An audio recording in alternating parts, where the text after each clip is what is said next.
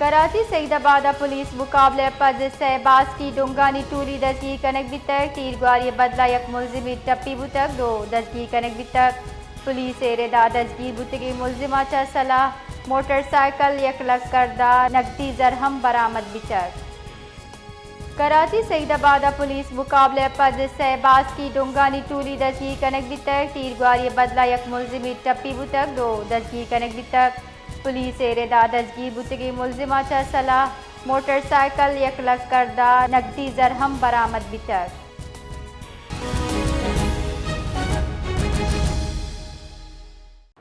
جی حیات تفصیلات سے آگاہ کیجیے۔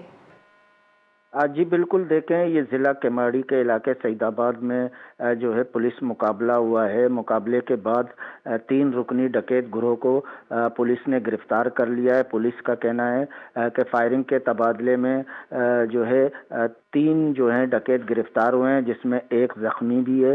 گرفتار ملزمان میں محمد عزیر، محمد امان اور اشتیاق حسین شامل ہیں۔